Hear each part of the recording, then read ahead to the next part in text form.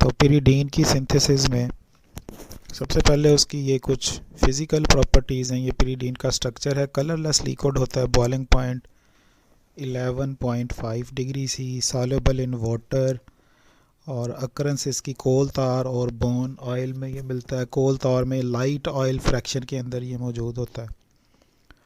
मोर basic है pyrrole से, क्योंकि इसका जो because lone pair is present in sp2 hybrid orbital which is lying perpendicular to the plane of pi electron density. Mean ये वाला जो लोन पेयर है ये आउटसाइड डायरेक्टेड होता है।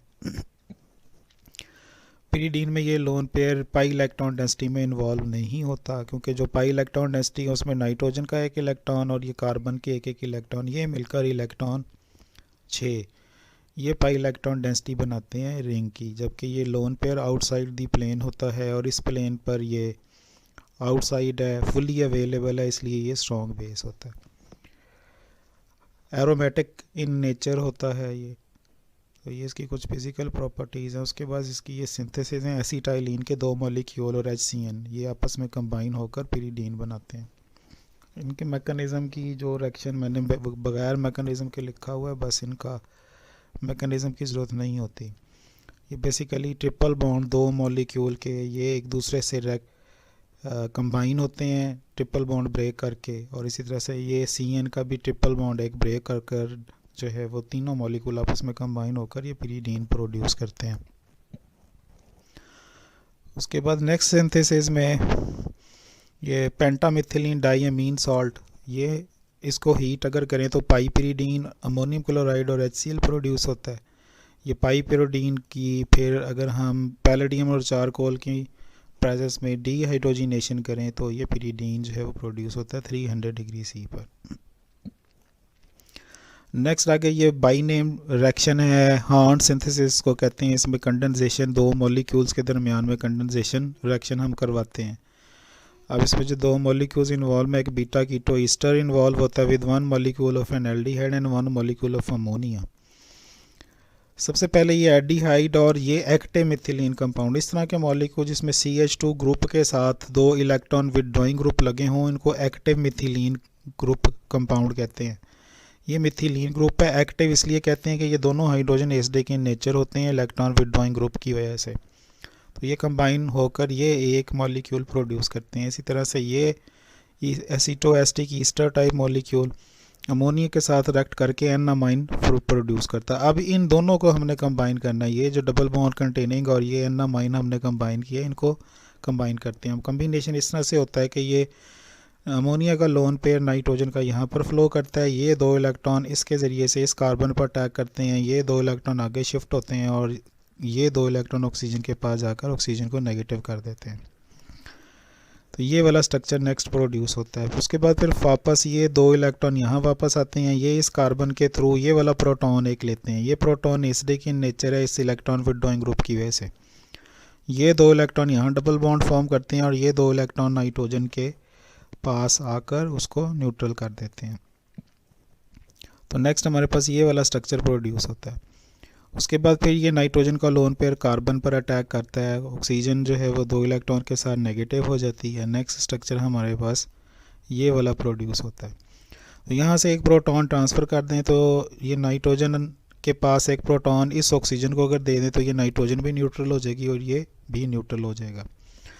फिर उसके बाद एक वाटर मॉलिक्यूल एलिमिनेट होता है, यहाँ से 2 इलेक्ट्रॉन अंदर आते हैं OH नेगेटिव और ये प्रोटॉन आपस में मिलकर वाटर मॉलिक्यूल बनाकर नेक्स्ट ये वाला स्ट्रक्चर प्रोड्यूस करते हैं। उसके बाद फिर हम इसकी एरोमेटाइजेशन करते हैं। एरोमेटाइजेशन के अंदर ये रिंग एरोमेटिक करैक्टर मेंटेन करता होता है, नाइट्रिक एसिड की प्रेजेंस में ये काम होता है, तो ये फाइनल स्ट्रक्चर बनता है। अब यहाँ से ये भी फाइनल प्रोडक्ट कंसिडर होती है, मगर अगर ये ईस्टर ग्रुप और ये ईस्टर ग्रुप रिमूव करने हैं तो इनकी हाइड्रोलिसिस कर दें। हाइड्रोलिसिस एस्टिक भी कर सकते हैं, हाइड्रोलिसिस बेसिक भी कर सकते हैं। तो पोटाशियम हाइड्रोक्साइड या HCl डाइल्यूट के साथ अगर करें तो ये ईस्टर ग्रुप कार्बोक्सिलिक एसिड में जाएंगे, और उसके बाद कैल्शियम ऑक्साइड के साथ जब हम इसको हीट करेंगे तो ये कार्बोक्सिलिक ग्रुप यहाँ से CO2 रिमूव करके ये वाले ग्रुप यहाँ से दोनों कम्प्लीटली रिमूव हो जाएंगे। तो इस तरह से ये derivative 2,4,6 trimethoxy trimethyl pyridine type molecule हमारे पास प्रोड्यूस होता है।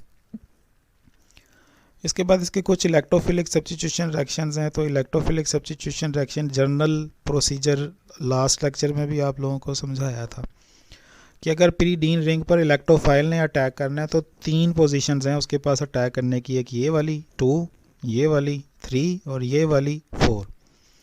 तो 2, 3, 4 पर जब इलेक्ट्रोफाइल अटैक करेगा तो ये कंट्रीब्यूटिंग स्ट्रक्चर मैंने जो है वो ड्रॉ किए हैं। इनमें अब हमने देखना ये है कि ये कंट्रीब्यूटिंग स्ट्रक्चर में स्टेबल अटैक जो है वो कौन सा है। तो अगर आप गौर से देखें तो तीनों में 3-3 स्ट्रक्चर प्रोड्यूस हो रहे हैं, तो हमें ये लग रहा है कि एनर्जेटिकली तीनों एक जैसी स्टेबिलिटी है स्ट्रक्चर्स की, मगर ऐसा जो है वो नहीं है। अगर आप देखें कि 2 अटैक में जब इलेक्ट्रोफाइल ने यहाँ पर अटैक किया है तो उनमें से एक स्ट्रक्चर ऐसा आ रहा है ये वाला जिसमें नाइट्रोजन पर पॉजिटिव चार्ज है। इसी तरह से 4 अटैक में भी एक स्ट्रक्चर ऐसा आ रहा है जिसमें नाइट्रोजन पर पॉजिटिव चार्ज है। तो ये वाले दोनों स्ट्रक्चर फीजिबल नहीं है, तो उसका मतलब है अटैक 2 भी फीजिबल नहीं है, अटैक 4 भी फीजिबल नहीं है। जबकि 3 पोजीशन पर जब यहाँ पर अटैक हुआ है तो कोई भी नाइट्रोजन ऐसी नहीं है जिस पर पॉजिटिव चार्ज आया हो, सारे पॉजिटिव चार्ज कार्बन पर है, यहाँ पर और यहाँ पर। तो उसका मतलब है कि एनर्जेटिकली ये तीनों स्ट्रक्चर एक जैसे हैं और स्टेबल अटैक है ये, क्योंकि पॉजिटिव चार्ज नाइट्रोजन पर नहीं आ रहा। जबकि 2 और 4 पोजीशंस पर अटैक जब हुआ था तो पॉजिटिव चार्ज एक स्ट्रक्चर पर आ रहा था, तो उसका मतलब है 3 अटैक पॉसिबल है। अब कोई भी इलेक्ट्रोफाइल अगर है तो वो हमेशा 3 पोजीशन पर अटैच जो है वो होगा। अब इलेक्ट्रोफाइल नाइट्रेशन में भी आ सकता है, सल्फोनेशन में भी, ब्रोमिनेशन में भी आ सकता है।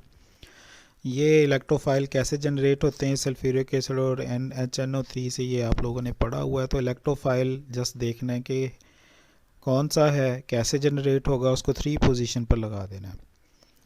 इसी तरह से फिर न्यूक्लियोफिलिक अटैक, न्यूक्लियोफाइल भी इन्हीं 3 पोजीशंस पर अटैक कर सकता है, 2 पर, 3 पर, 4 पर। ये कंट्रीब्यूटिंग स्ट्रक्चर मैंने ड्रॉ की हैं।